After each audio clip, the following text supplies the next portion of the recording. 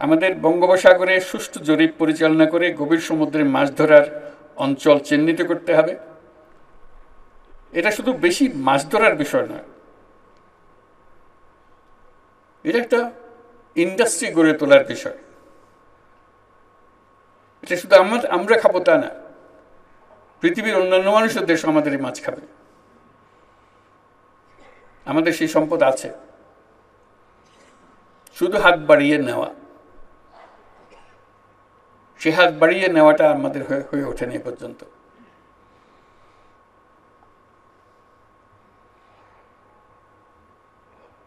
এর জন্য আমাদের গবেষণায় সক্রিয়ভাবে যুক্ত হতে হবে,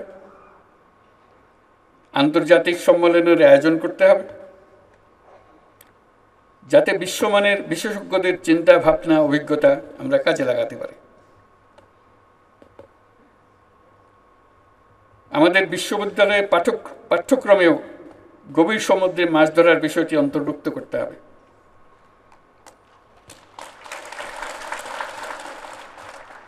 তাহলে আমরা আমাদের ভবিষ্যৎ পূর্ণাঙ্গভাবে রচনা করতে পারব এবং গৌরবের সঙ্গে রচনা করতে পারব। সমুদ্র, উপকূলীয় অঞ্চলের সম্পদ ও পরিবেশের টেকসই ব্যবহার নিশ্চিত করতে আমরা আমাদের বন্ধু দেশগুলোর সঙ্গে আলোচনা শুরু করেছি। তারাও খুব অবাক হয়েছে আমরা যখন এই প্রসঙ্গ তুলি। বলছি, কই, এই প্রসঙ্গ তো আমাদের সঙ্গে আর কেউ কোনোদিন তোলে নাই। আমরা বললাম যে আমরা লজ্জিত, আমরা এবারে উত্থাপন করলাম এবং এর প্রতি পূর্ণাঙ্গ দৃষ্টি দিলাম আমরা, যাতে করে আমরা এই সম্পদের স্বীকৃতি দিই এবং মানুষের কল্যাণে সেই সম্পদ ব্যবহার করার সুযোগ দিই।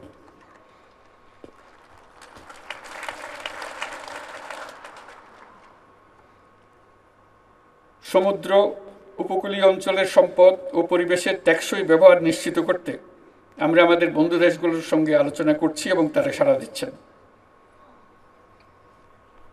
অবৈধ জাল এবং অন্যান্য সরঞ্জাম ব্যবহার করে নির্বিচারে মৎস্য আহরণ অত্যন্ত উদ্বেগের। যে বললাম আমরা প্রকৃতির দিকে কোনো খেয়াল রাখি না, এটা আরেকটা তার পরিচয়। অবৈধ জাল এবং সরঞ্জাম প্রস্তুত ও ব্যবহার সহ যে কোনো ধরনের বেআইনি কর্মকাণ্ড কঠোরভাবে প্রতিহত করতে হবে। এটা শুধু কোনো একটা পুলিশ বাহিনী বা কেউ গিয়ে করবে তা না, এটা আমাদের নাগরিক দায়িত্ব হিসেবে আমাদেরকে করতে হবে। সবাই সবারটা, সবার অঞ্চল, সবার এলাকা নিশ্চিত করতে হবে কেউ যেন আমাদের দান যেটা আমরা পেয়েছি প্রকৃতি থেকে সেটাকে আমাদেরকে সেটা থেকে বঞ্চিত না করে আগামী প্রজন্ম যেন এটার থেকে বঞ্চিত না হয়। এখন যেভাবে অগ্রসর হচ্ছি আমাদের মনে হয় আগামী প্রজন্মর ভাগ্য সংকীর্ণ হয়ে যাচ্ছে, অথচ আমাদের দায়িত্ব ছিল সেটাকে আরো প্রসারিত করা। কাজে আমাদের গিয়ার বদলাতে হবে, সংকোচনের গিয়ার থেকে আমাদের সম্প্রসারণের গিয়ারে চলে যেতে হবে। এবং আমরা পারি, না পারার কিচ্ছু নেই এখানে, কারো চাইতে কারো বুদ্ধি কম না। শুধু বিষয়টা নজরে আনতেছি না আমরা, কি কারণে আমরা সমুদ্রের কথা ভুলেই গেছি।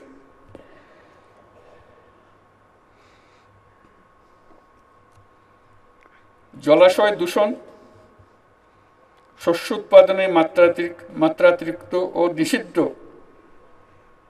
বালাইনাশক ব্যবহার সমানে ব্যবহার করে যাচ্ছে। তামাক চাষ মৎস্য উৎপাদনের উপর ক্ষতিকর প্রভাব ফেলছে। ক্ষতিকরটা খুব হালকাভাবে বললাম, মারাত্মক। এটা আমরাই করছি এবং আজকে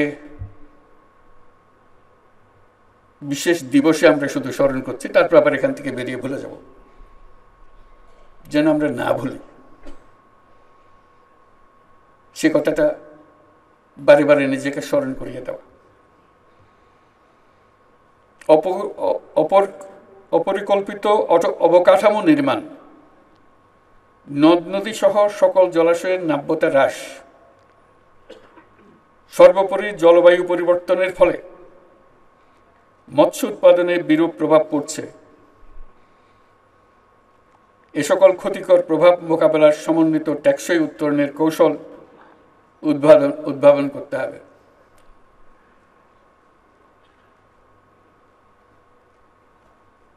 আমরা যেন যখন পরিবেশ মন্ত্রণালয়ের কোনো একটা নির্দেশ পাই,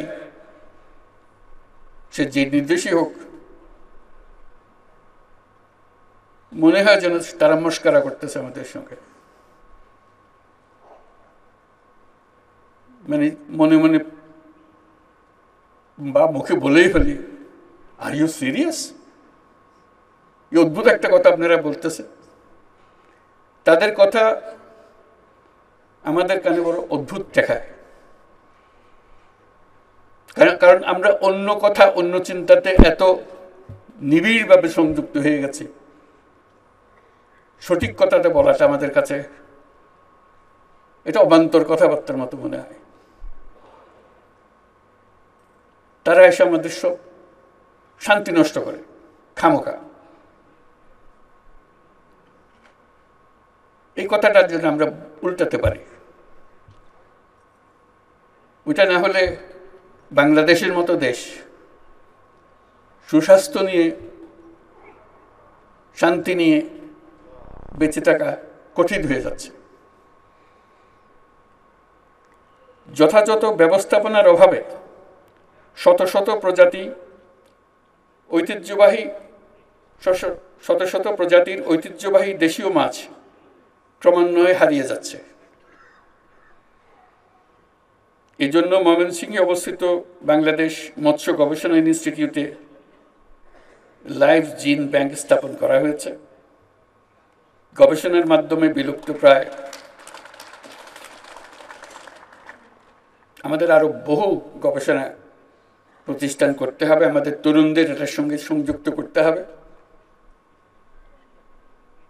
যাতে তারা দেশের মানুষকে বুঝিয়ে দিতে পারে এই সম্পদের মাহাত্ম্য।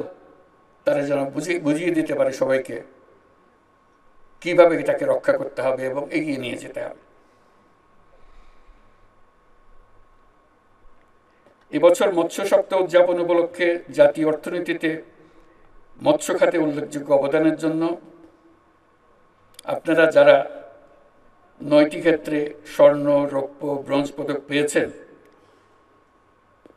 তাদেরকে জাতির পক্ষ থেকে আমি আবারও অভিনন্দন জানাচ্ছি। তারা একটু উঠে দাঁড়াবেন, যারা পদক পেয়েছেন তারা একটু উঠে দাঁড়াবেন। আমরা সবাই মিলে তাদের জন্য একটা হাততালি দিই।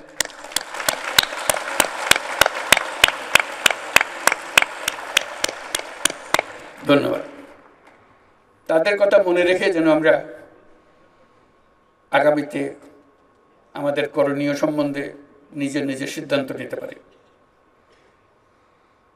অভ্যন্তরীণ চাহিদা পূরণের পাশাপাশি মাছের রপ্তানি বৃদ্ধির জন্য বাজার সম্প্রসারণ, পণ্য বহুমুখীকরণ, ভ্যালু এডিশনের জন্য গবেষণা সহ অন্যান্য কার্যক্রম চালিয়ে যেতে হবে।